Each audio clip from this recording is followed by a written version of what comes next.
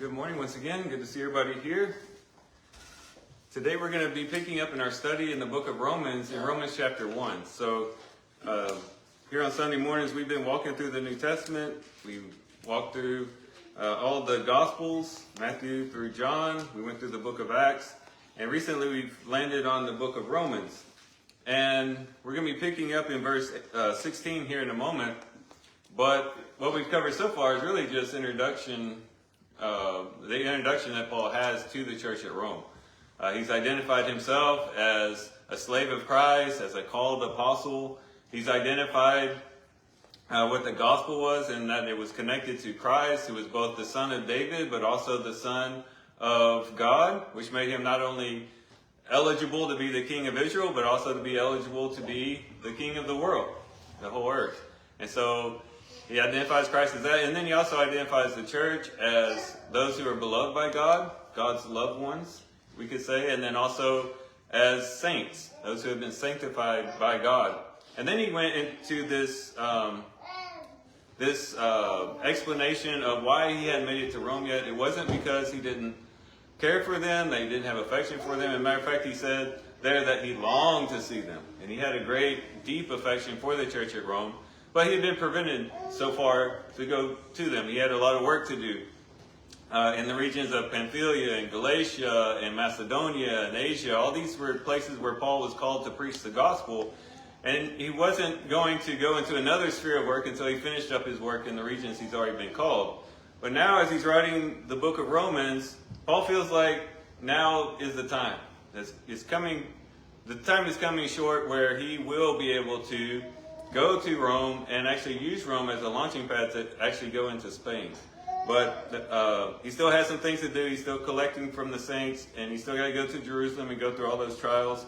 It'll still be a few years, but still, he's closer than he was before. And now he wants to be very clear as to why he had not come yet. And, one was not because he didn't care for them. Two, it wasn't because he just didn't want to go. And neither was it the case that he was ashamed to go. Lest anyone in Rome would think, yeah, Paul will preach the gospel in all these other areas, but to go to the capital of the largest empire in the world and boldly proclaim the gospel, maybe he's just ashamed to go. I mean, he's a prestigious apostle. Everyone knows about him. He was a very powerful apostle. Why has he not come to Rome yet? Well, that's what we're going to get into today. Was Paul just ashamed to preach the gospel? And was that the reason why he was backing away? So we're going to be covering verse 16 today. But I also want to read verse 17 because it's all kind of together. And notice how he blends together. So what he's going to do here is he's going to go from, okay, why I haven't come to you guys. This is the reason this is not the reason why I haven't come to you. And then he's going to go right into what a lot of people would call Paul's thesis statement for the book of Romans.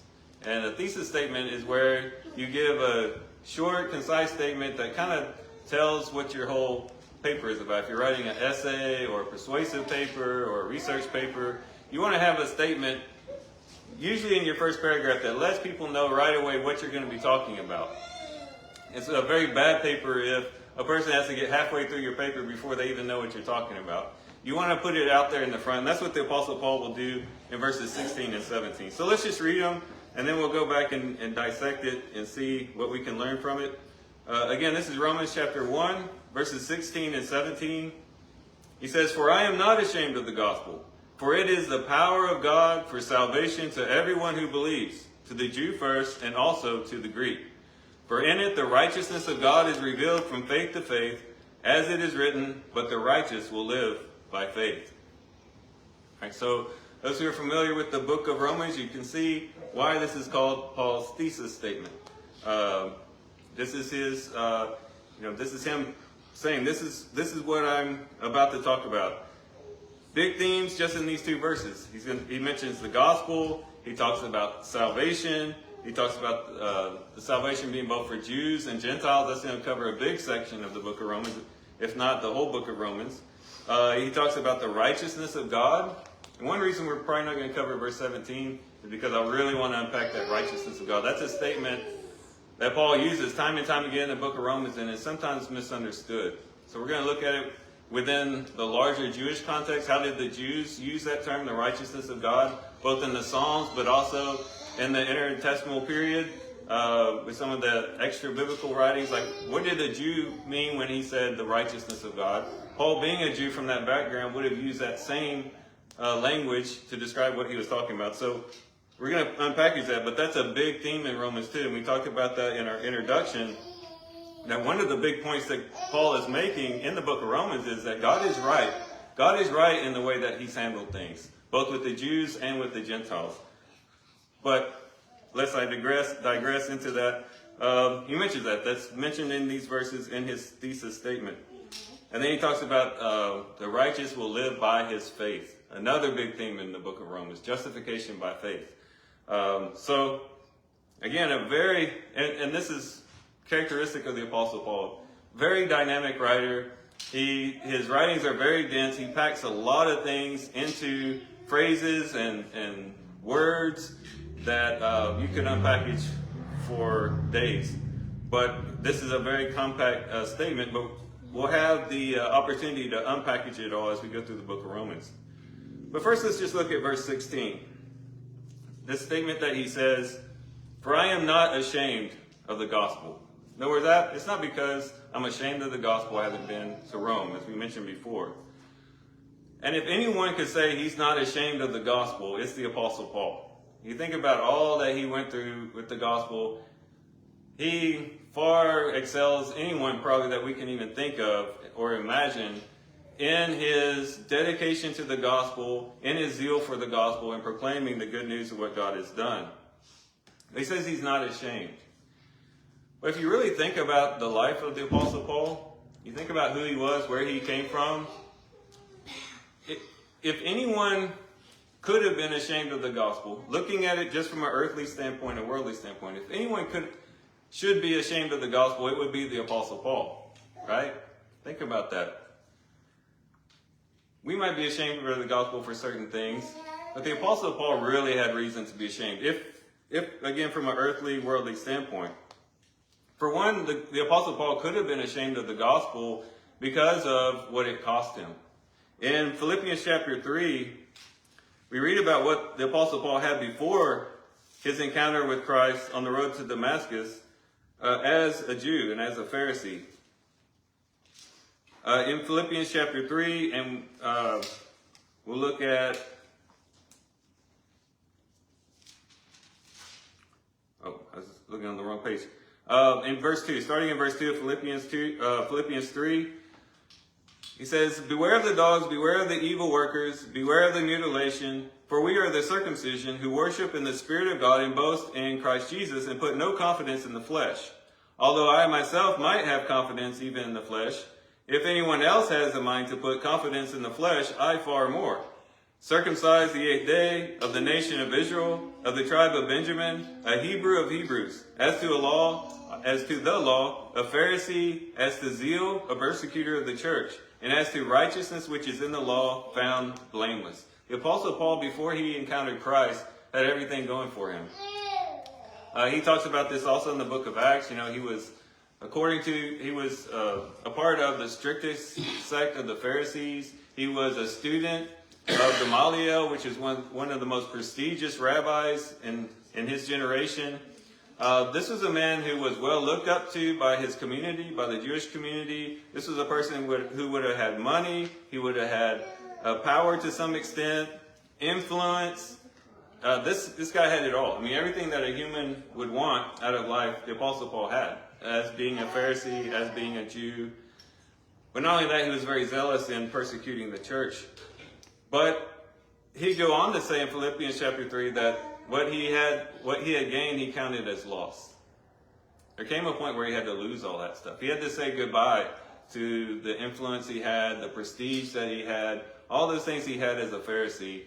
He had to say goodbye to those things and walk away from them, which we can imagine might cause a person to be ashamed of the gospel. You know, when something causes you to have to give up something that's very valuable to you, oftentimes that can make you ashamed. You say, Was I foolish in doing that? I mean, look what I had before. Look how wonderful of a life I was living before, and I lost all of that. Paul could have resented the gospel. He could have said, you know what? I really resent the fact that here I had received this vision from the Lord, and all he's done is strip away everything that I had. And the Apostle Paul could say, you know what? I might still believe it because I know it's true. I might still hold on to those truths, but I'm not going to go out and proclaim it. Not after the damage it did to my life. Not after the damage it did to my reputation. Not after it robbed me of my riches. And who knows, might even have robbed him of his wife. That's speculation, of course, but robbed him of a lot of different things. Took him a lot of things from him. Stripped a lot from Paul. So that in and of itself might have caused Paul to be ashamed. Oh, I made a blunder. I messed up. Why did I accept this message? Or why did I start proclaiming this message? It took so much from me. So that's one reason he might be ashamed. But also, if you think about it, in accepting the gospel, the Apostle Paul had to admit that he was wrong. Isn't that always hard to do? In 1 Timothy chapter 1 and verse 13.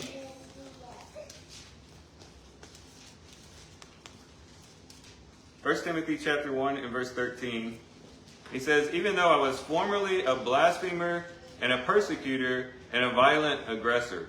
That's what the Apostle Paul was before he came to the gospel. In other words, he was violent. He wasn't just like, well, I disagree with you guys. Go believe whatever you want, but as for me, I'm not going to accept Christ. No, he was like vehement. Like he was going after them. He was a violent aggressor, going house to house, dragging people out of their homes, throwing them into prison. He was on his way to Damascus to take even Christians who were outside of Jerusalem, to persecute them, to imprison them. The Apostle Paul was very much opposed to the gospel. But then we read in Galatians, we find that the Apostle Paul then transitioned, and people began to say this about him. This is Galatians chapter 1 and verse 23. He says, but only they kept hearing, he who once persecuted us is now proclaiming the good news of the faith which he once tried to destroy. So he went from trying to kill people and destroy people's lives who had faith in Jesus to actually proclaiming the faith that he was trying to destroy. And that could have caused him to be ashamed of the gospel. Think about how difficult that is. You know, if you just kind of had a belief and maybe you mentioned it to someone, but then someone changed your mind about it, you could change your mind pretty quickly. You might say, okay, well, I was wrong about that. Maybe I just didn't do my research and I was incorrect. Okay, I correct it. But think about something in which you were convicted. I mean, you were telling people that they were wrong. You were condemning other people. You were very strong and adamant about what you were saying. I mean, maybe you even took a firm stance on what you believed and what you were fully and absolutely convicted was the truth. And it was out there. Everyone knew what you believed. Your identification was tied to that belief that you had. And it was public information that this is what this person believes and this is what this person was all about. It's a lot more hard than to say, you know what, I was wrong. The more boldly you proclaim something, the whole lot harder it is to then back up and say, wait, I was wrong. I'm sorry. That must have been very difficult for the Apostle Paul to do. But boy, we find him in the book of Acts. As soon as he's converted, he immediately begins to proclaim the gospel there in Damascus. And he just jumps feet first. Jumps in feet first, if I can say that right. He dives right in. But the Apostle Paul could have had the right to say, no, I'm ashamed of it because, you know what, I really don't want to admit that I was wrong. Which we have to understand with ourselves. You know, we have to be very self-reflective in thinking, you know, the things that I believe, do I hold on to them because they're actually true or because I don't want to admit that I was wrong? That can be difficult. But it also should allow us to have a little bit of grace and compassion on others who maybe we try to teach them the truth based in God's word, and they have a little bit of hard time changing their mind. Understand that that's a difficult thing. That's just human nature. and just be patient and be kind with them, and keep teaching with the hopes that they'll eventually get over that hurdle. But that can be a very difficult thing, and could have caused the Apostle Paul to be very much ashamed of the gospel.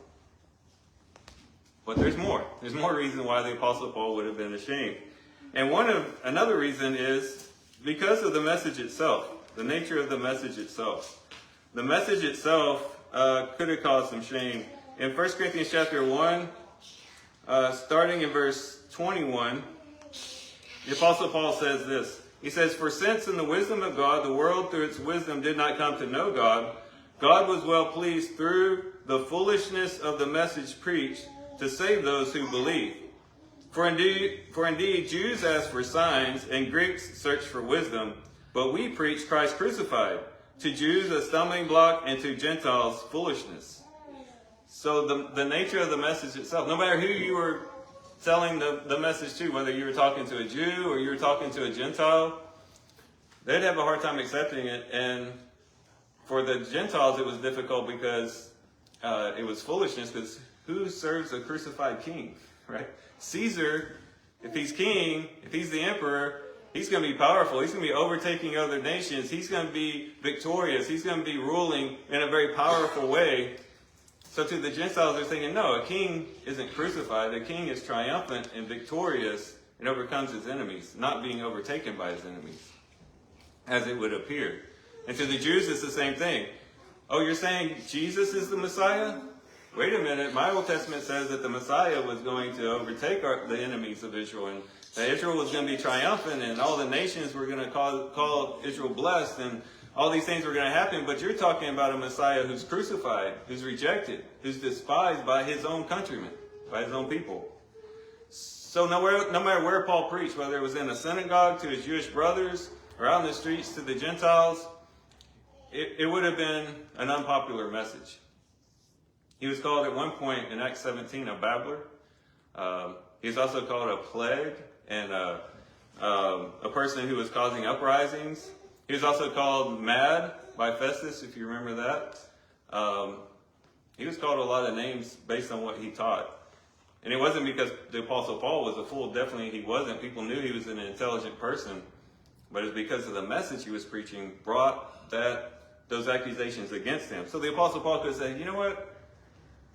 The message just seems so foolish. And everywhere I go to preach it, people don't accept it. They think it's foolishness or it's a stumbling block to them. Not for me. I want to keep at least what fraction of dignity I have left. Whatever type of influence I might have among my countrymen, I want to hold on to that and not proclaim the gospel. He could have been ashamed because of the message itself. But wait, there's more. There's more reasons he could have been ashamed. He could have been ashamed because of the sufferings. On top of everything else we talked about, teaching the gospel caused him immense suffering. In 2 Corinthians chapter 11, you have probably the most inclusive list of things that the Apostle Paul went through as he proclaimed the gospel. Starting in verse 23, 2 Corinthians 11:23. And just listen to this list. I mean, on this list, if one of us would have suffered just one of these things on the list, we would think, oh, I've suffered so much for Christ. But he had all of these things. Just listen to this, or read along if you'd like. 2 Corinthians 11:23. Are they ministers of Christ? I speak as if insane. I more so. In far more labors, in far more imprisonments, in beatings without number, in frequent danger of death. 5 times I received from the Jews 40 lashes less one. 3 times I was beaten with rods. Once I was stoned. 3 times I was shipwrecked. A night and a day I have spent in the deep. I have been on frequent journeys, in dangers from rivers, dangers from robbers, dangers from my countrymen, dangers from the Gentiles, dangers in the city, dangers in the desolate places, dangers on the sea, dangers among false brothers. I have been in labor and hardship and many sleepless nights, in starvation and thirst, often hungry and cold and without enough clothing. Apart from such external things, there is the daily pressure on me of concern for all the churches. Who is weak without me being weak, without my being weak? Who is made to stumble without my burning concern? Externally, internally, the Apostle Paul suffered time and time again, and we could almost say constantly, in connection to the gospel. So we can imagine the Apostle Paul, again, looking at it from a worldly, earthly standpoint, we could imagine the Apostle Paul saying, enough is enough. I'm done. I'm just tired. I've been beaten. I've been shipwrecked. I've been through all these different dangerous places and regions. I'm just done. And the Apostle Paul could have said, I'm closing my mouth. I'm going to retire. I'm just going to live the good life the rest of my life. I've done enough suffering. I'm just done. He could have been ashamed because of the sufferings. Not only did he lose a lot for the gospel, but what did he gain because of the gospel? Sufferings and trials and hardships. Not exactly, if you're selling a product to someone, not exactly a selling point, right? And so the Apostle Paul could have been ashamed for all these different reasons. He could have been ashamed because of what it cost him. He could have been ashamed because he had to admit that he was wrong. He could have been ashamed because of the nature of the message itself. And he could have been ashamed because of how much suffering it caused. But before we focus too much on the Apostle Paul, isn't it true that we could be ashamed of the gospel for these same reasons?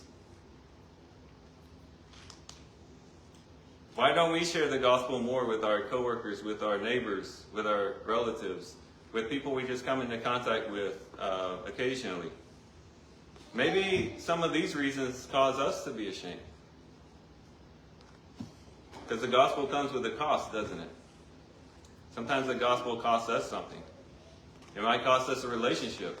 Oh, you know what? I was friends with this person my whole life, but I know where they stand in their beliefs in connection to God and the gospel. If I share it with them, it might cost me that relationship that I value very dearly. Maybe it'll cost me my job. Maybe I might lose my job because I'm sharing the gospel too much with my coworkers. And my boss won't be comfortable with that. Maybe it could be the loss of money or something else. But typically, preaching the gospel is going to cost you something. It might just be as simple as costing you time and energy that it takes to actually go out and proclaim the gospel. We might be ashamed of the gospel because we know deep down, if I really press into this, if I really jump into this, it's going to cost me something. I'm not so sure I'm willing to pay that price. Or maybe we don't want to proclaim the gospel because we don't want to admit we were wrong about something. Maybe people knew us before we received the gospel, and they knew how we were living a wild life, or maybe we said some things that against God or against the gospel or against Jesus and things. And now if I go back to my friends, if I go back to those that I lived that lifestyle with, I'm kind of ashamed to say I was wrong that whole time. And they might even give me some pushback for the fact that, hey, wait a minute, you weren't saying that 10 years ago when we were out partying and stuff. And that might be a hard obstacle to overcome in proclaiming the gospel. Or it might be the nature of the message itself. Oh, talking about Jesus saves me, that's for Bible class, that's for small children. We're adults now, we've matured past that. Or how can you believe, that there's a God and that He sent His Son to die? Why would God do that? And it might be that when we're proclaiming it, we're like, okay, well, I might look foolish to this individual because of the message that I'm proclaiming to them. And therefore, I don't want to look foolish. I don't want people to think of me in a bad light. So I'm going to back off. I'm going to be ashamed of it. I'm not really going to proclaim it as boldly as I otherwise could. What if they call me a babbler and a plague and a creator of dissension or crazy and mad, like Paul was called? We don't want that. And so we back off. Or maybe kind of tied into all of this is the suffering that it will cause us. If we really proclaim the gospel, we're ashamed because it's going to hurt. It's going to be difficult. It's going to be hard. So we too, either for all those reasons or for one or two of those reasons, we might be quote unquote ashamed of the gospel. We just aren't quite as bold. We have something backing us up and keeping us from really jumping in and proclaiming the gospel. There's a wall, a barrier there that keeps us from sharing the gospel, sharing our faith with others. So as we think about how Paul might have been ashamed, and then as we think about how we ourselves might be ashamed in connection to the gospel, now let's look for reasons not to be ashamed. So why did the Apostle Paul say he was not ashamed? Despite all the reasons we just gave, how could the Apostle Paul, in writing this letter, say, I am not ashamed of the gospel?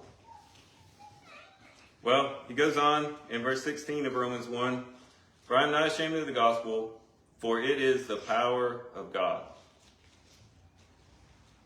The gospel is the power of God. You think about the power of God, and you think about the Old Testament, all the different ways God's power has been demonstrated. Of course, we could go all the way back to the beginning in Genesis chapter 1, where he talks about, in the beginning, God created the heavens and the earth, and he spoke everything into existence. The great power that was demonstrated by God in creating everything that we see. Everything you saw on your drive to work, drive here to church, was made by God. If you saw the stars, the moon last night, if you saw the sunlight this morning, all of that was created by God, by the power of God.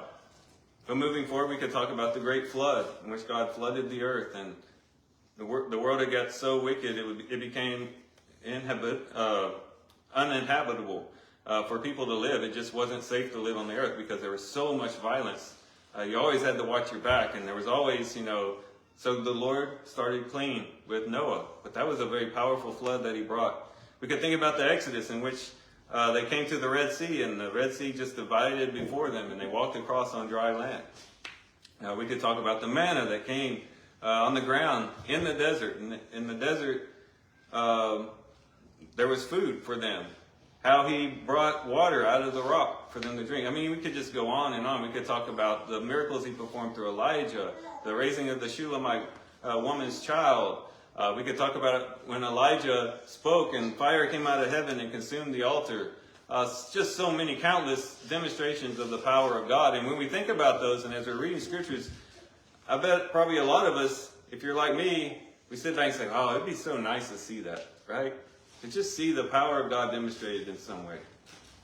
Especially the power of God when it's in connection to healing, the healing power of God. We definitely would like to see that. But think about this. All of us have the opportunity to experience and to see the power of God in our lives. Whether it's a miraculous demonstration of God's power or not, this is a miraculous demonstration of God's power in the gospel. And it's something that brings about something far better than all the other things we just mentioned. As great as the creation was, that's great. As great as the Exodus was and the parting of the Red Sea, that's great. As great as the manna was, that was great. But think about this. All of those things where God demonstrated his power and demonstrated his greatness in those particular situations, the people who experienced that in those situations are now gone, right? All the Israelites that passed through the Red Sea are gone. Those who ate of the manna are gone. They experienced that power of God in a temporary situation and for a short period of time, but eventually that went away and then transitioned into something else. But what we're talking about here is something eternal. It's the power of God to salvation, that is, to eternal life. In other words, this is a demonstration of the power of God that not only lasts through our lives. It's not just like, well, I'll receive the gospel and then I'll experience the power of God for a few years, maybe for a few decades, and then that's it.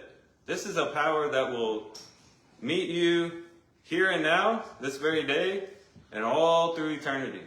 Through the rest of your life, through your adulthood, if you grow old, through your elderly years, through death, through the resurrection, to eternal life forever and ever and ever. So this is a power of God that is not just the power of God, but a power of God to salvation. And therefore we should not be ashamed. We say salvation from what? Because this also intensifies why we shouldn't be ashamed when we think about what we're saved from. I think a lot of times maybe we say, well, Jesus wants to save you, but people don't really know, okay, well, that's nice. I'm glad he wants to save me. But what from? Like, what is he saving me from? If they don't know what they're being saved from, why would they seek the salvation, right?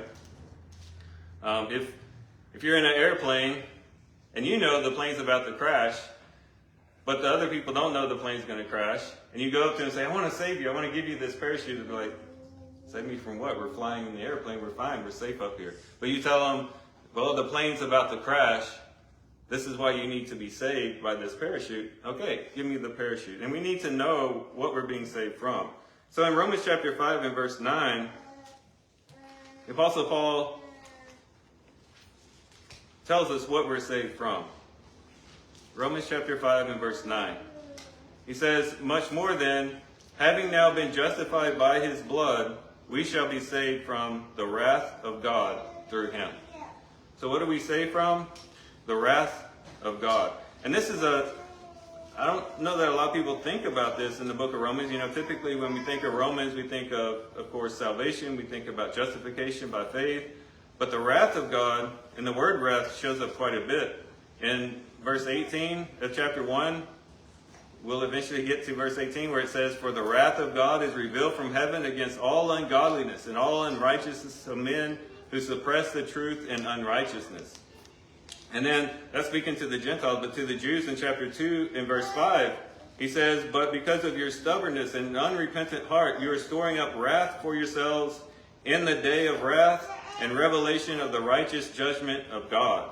And then he goes on to say in verse 8, but to those who are selfishly ambitious and do not obey the truth, but obey unrighteousness, wrath and anger.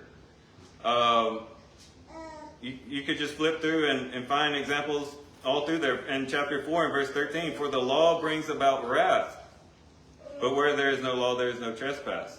Wrath, time and time again. And what wrath are we talking about here when we talk about God's wrath? Well, I think we get a pretty good definition in the context of Romans itself. When you get to Romans 13, in Romans 13, there, although it's talking about the government, wrath, the word wrath comes up again, and I think it gives us a pretty good explanation of what Paul means when he talks about wrath.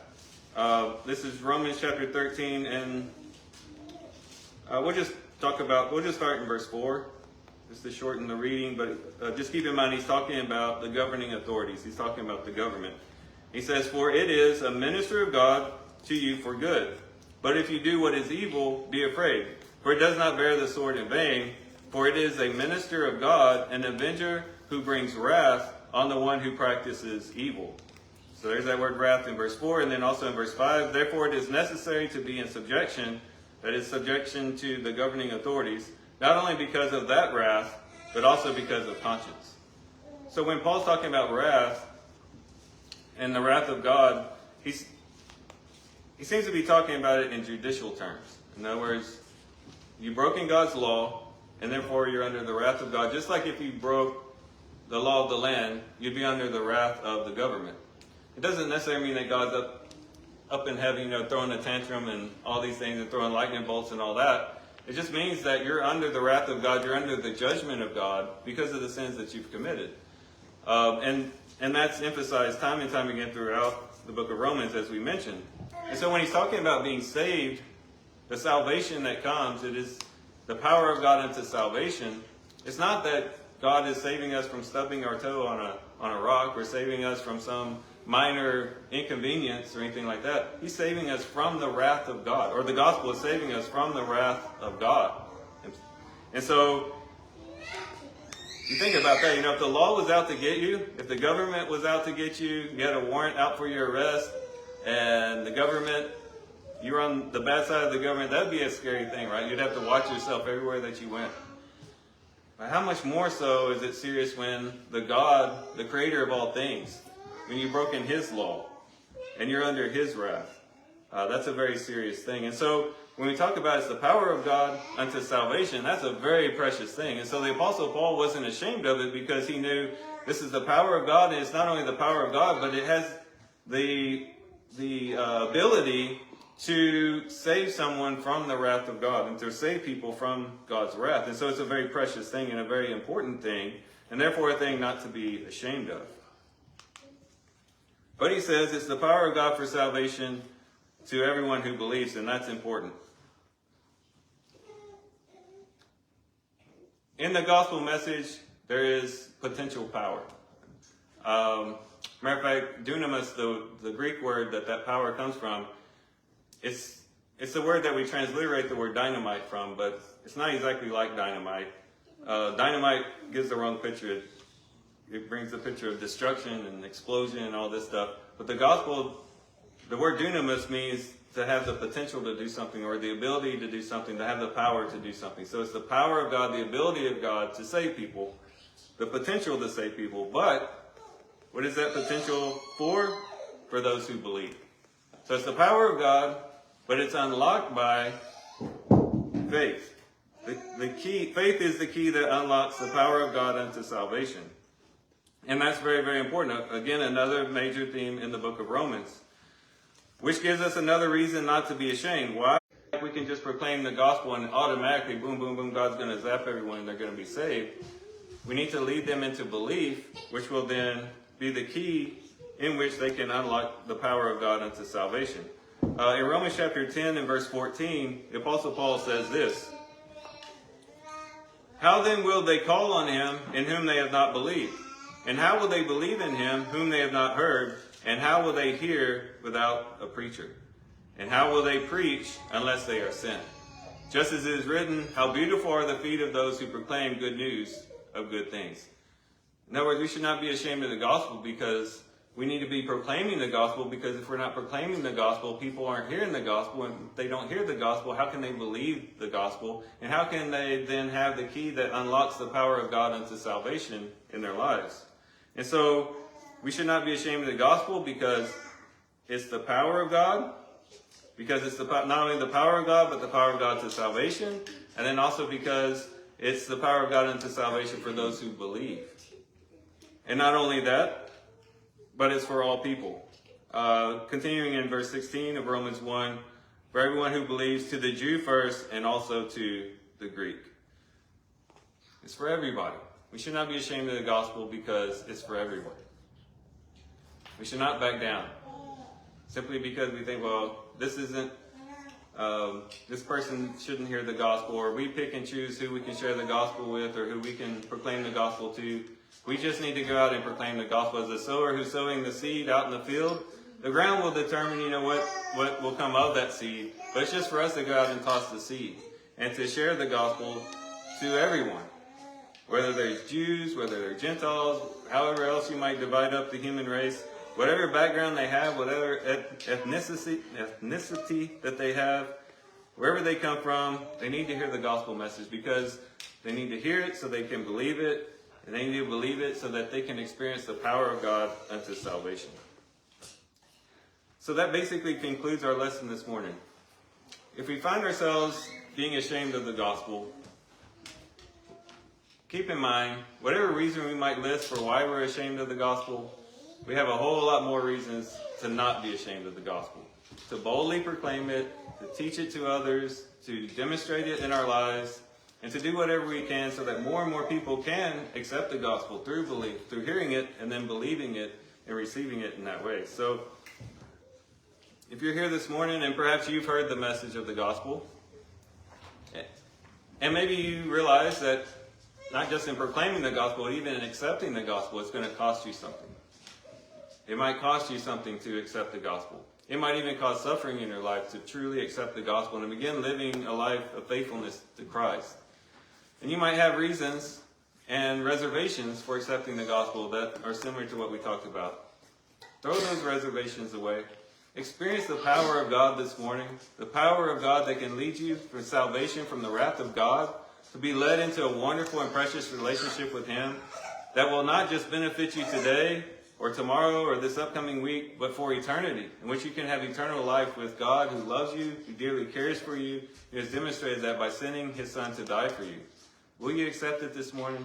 If you will, please come forward as we stand and sing the song that JT has prepared.